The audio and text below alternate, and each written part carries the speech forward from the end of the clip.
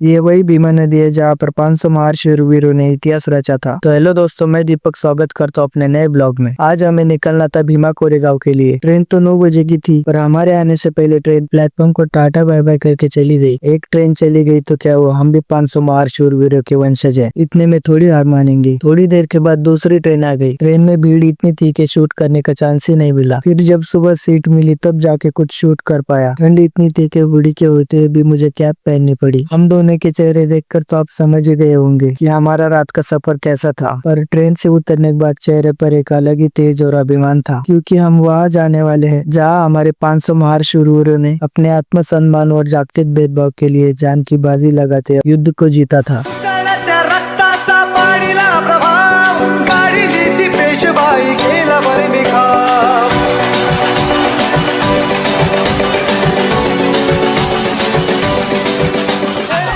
फिर हम दोनों ने भी थोड़ा संघर्ष करके बस में सीट हासिल की। रात भर जागने की वजह से भाई तो सो गया था, पर मैं भी सो गया था। ब्लॉग कौन शूट करेगा, इसलिए मैं अपनी नींद को कुर्बान कर देता हूँ। फिर हम दोनों रेडी होके चलने लगते विजय स्तंभ की तरफ, जो कि सन 1818 के ऐतिहासिक लड़ाई में लड़ने वाले 500 महार सैनिकों की वीरता और बलिदान के सम्मान में सन 1822 में बनाया गया था। पब्लिक इतनी थी कि रोड पर चलने के लिए जगह ही नहीं थी, इसलिए हमें दोनों बसों के बीच में से जाना पड़ा। सामने आते ही समता सैनिक दल का अनोखा प्रदर्शन देखने को मिला।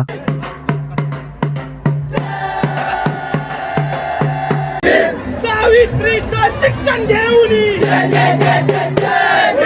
वहाँ से आगे जा ही रहे थे कि तभी ऑल इंडिया पैंथर सेना के राष्ट्रीय अध्यक्ष यानी कि हमारे दीपक भाई के इधर आ गए थे। फिर थोड़ी देर के बाद हम दोनों विजय स्तंभ के पास पहुंच गए और ये हमारा 208वां शौर्य दिन था। मान वंदना देते वक्त शूट करने का मौका ही नहीं मिला, क्योंकि हमारे भीम सैनिक इतनी बड़ी तादाद में आए थे कि चलने के लिए जगह ही नहीं थी। इसलिए हम दोनों आ गए भीमा नदी के पास और इसी नदी के किनारे पर सन 1818 में भीमा कोरेगांव का इतिहास रचा गया था। भीम सैनिकों की भीड़ तो यहाँ पर भी कुछ कम नहीं थी, इसलिए ज्यादा कुछ शूट नहीं कर पाया। उससे जितना भी हो सकता था मैंने मेरे ब्लॉग के जरिए आपको बताया। मैं चाहता तो ये वीडियो मराठी में भी बना सकता था, पर मेरा मानना यह है कि हमारे 500 महार शूरवीरों ने जो इतिहास बनाया वो ज्यादा से ज्यादा लोगों तक पहुंचे। तो यही पर हम अपना ब्लॉग खत्म करते हैं और मिलते हैं नए ब्लॉग में। तब तक के लिए चैनल को सब्सक्राइब और वीडियो पसंद आए तो लाइक कमेंट शेयर करना मत भूलना। जय भीम, जय श्री राम। भीमा कोरेगाव युद्ध सोडून